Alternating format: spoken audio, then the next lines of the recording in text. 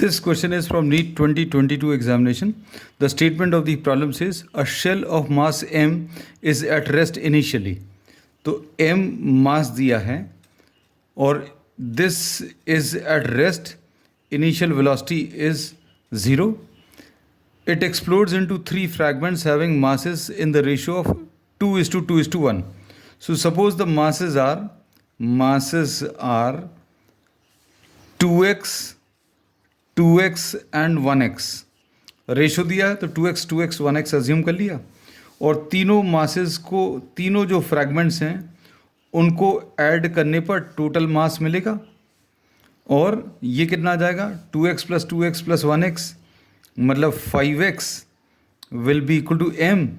x की value m upon 5 आ जाएगी.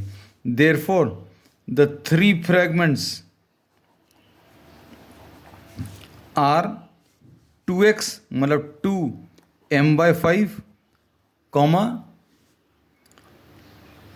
2m/5 and m/5. So these are the 3 fragments. अब इन्होंने क्या बोला है? If the fragments having equal masses fly off along mutually perpendicular direction, मतलब 2m/5 ये इस डायरेक्शन में गया, दूसरा 2m/5 ये इस डायरेक्शन में गया. ऐसा अज्यूम कर लिया that these are moving along x and y direction. तीसरे का इन्होंने क्या बोला? With a speed v the fragments having equal masses fly off along mutually perpendicular directions with speed v. इसकी स्पीड जो है v है, इसकी स्पीड भी v है, ऐसा दिया है.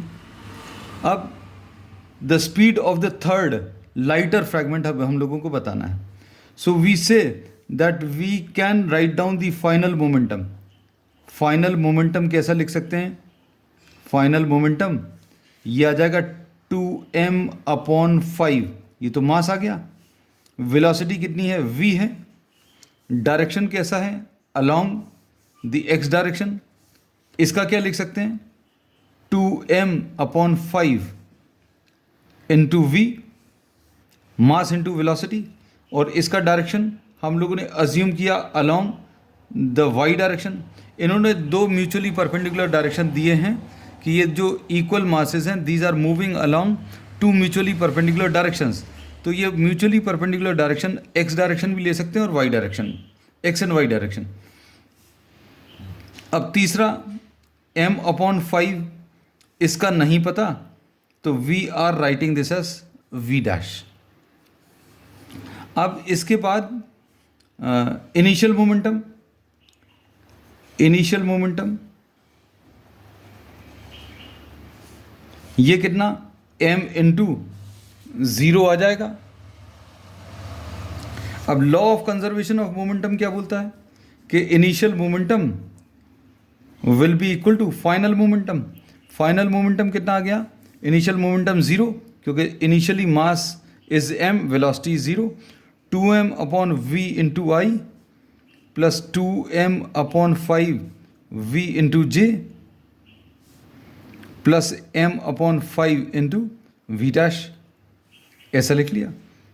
अब m into V dash by 5 will be equal to -2mv/5i minus 2mv/5j.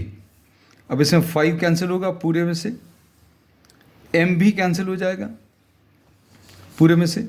क्या बचेगा? v dash will be equal to -2vi and -2vj. पूछा क्या है? हम लोगों को स्पीड पूछी है, तो स्पीड मतलब इसका मैग्नीट्यूड. तो speed will be equal to the magnitude of v dash and this will be under root of -2v का होल स्क्वायर प्लस -2v का होल स्क्वायर. ये सॉल्व करने पर कितना? 4v² और ये 4v² 8v² आ जाएगा. और इसको अभी हम लोग 2√2v लिख सकते हैं. and this is given in the second option. So second option is the correct answer.